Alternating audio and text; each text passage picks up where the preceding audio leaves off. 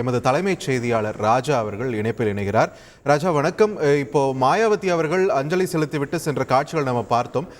சென்னையில் இன்று வேறு ஏதேனும் முக்கிய சந்திப்புகளை நிகழ்த்த வாய்ப்பு இருக்கிறது ராஜா? அவருடைய அடுத்த கட்ட நிகழ்வு என்ன இங்க சென்னையில்? நேற்று சென்னையில் படுகொலை செய்யப்பட்ட பகுஜன் சமாஜ் கட்சியினுடைய மாநில தலைவர் ஆம்ஸ்ட்ராங்கினுடைய உடலுக்கு அஞ்சலி செலுத்துவதற்காக பகுஜன் கட்சியினுடைய சமாஜ் கட்சியினுடைய தேசிய தலைவர் செல்வி மாயாவதி தற்போது சென்னை வந்தார்.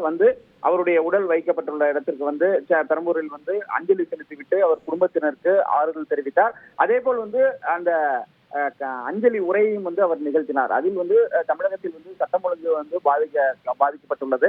அதாவது ஆம்ஸ்ட்ராங்கினுடைய படுகொலை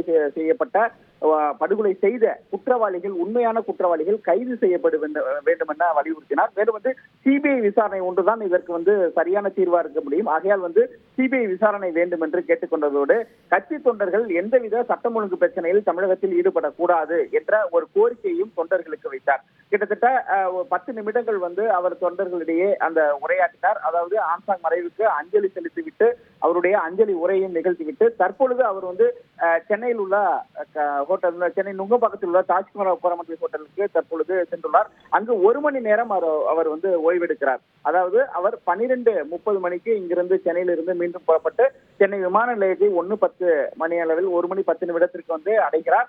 அதன் பிறகு அங்கிருந்து அவர் டெல்லி செல்கிறார். இதுதான் அவருடைய பயண விவரமாக உள்ளது. இன்னும் 1 மணி நேரம் அவர் இந்த தாஜ் கோரமண்டல் ஹோட்டலில் அவர் ஓய்வெடுக்கிறார். அந்த நேரத்தில் பகுஜன் சமாஜ் கட்சியினுடைய முக்கிய இங்க தமிழகத்தில் உள்ள நிர்வாகிகள் அவரை சந்தித்து பேச உள்ளனர். அடுத்த கட்டமாக தற்பொழுது அவருடைய எந்த இடத்தில் அடக்கம் செய்ய வேண்டும் என்பது நீதிமன்றத்தில் அந்த வழக்கு தற்பொழுது அதற்கான உத்தரவுகள் பிறப்பிக்கப்பட உள்ளது. ஆகையால் அதையும் அவர் கூர்ந்து கவனித்து வருகிறார்.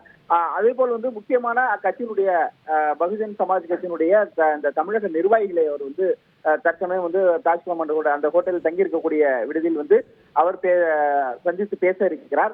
அந்த 1 மணி நேரம் அங்கு தங்கியிருக்கக்கூடிய அவர் பேசிவிட்டு செய்தியாளர்களை சந்திப்பதற்கான வாய்ப்புகள் இருப்பதாக கூறப்படுகிறது. அதற்கான ஏற்பாடுகளையும் அங்க பகுஜன் சமாஜ் கட்சியினர் செய்துள்ளனர். அவரிடம் அனுமதியும் கேட்டுள்ளதாக தகவல்கள் தெரிவிக்கின்றன. இந்த நிலையில் அவர்கள் செல்வி மாயாவதி செய்தியாளர்களை சந்திப்பதற்கான வாய்ப்புகள் இருக்கிறது. அதன் பிறகு புறப்பட்டு தனி விமானத்தில் வந்ததால் என்றால் 1:10 என்று தற்பொழுது 1 மணி 10 நிமிடத்துக்கு இங்கிருந்து கிளம்புவார் என்று அவருடைய பயண விவரம் அதற்கான அந்த விவரம் கொடுக்கப்பட்டுள்ளது. ஆனால் அவர் தனி விமானம் என்பதால் அவர் இன்னும் சில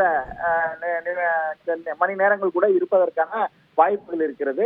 தற்பொழுது ஹோட்டலில் ஓய்வெடுத்து வரும் செல்வி மாயாவதி அதன் பிறகு கட்சியினுடைய முக்கிய நிர்வாகிகளுடன் ஒரு ஆலோசனை நடத்திவிட்டு அதன் பிறகுதான் சென்னையில் இருந்து கிளம்புகிறார். அந்த நிர்வாகிகளுடைய ஆலோசனைக்கு பிறகு செய்தியாளர்களை சந்திப்பதற்கான வாய்ப்புகள் அதிகமாக இருப்பதாக கூறப்படுகிறது. நன்றி ராஜா, உங்களுடைய விரிவான தகவல்களுக்கு.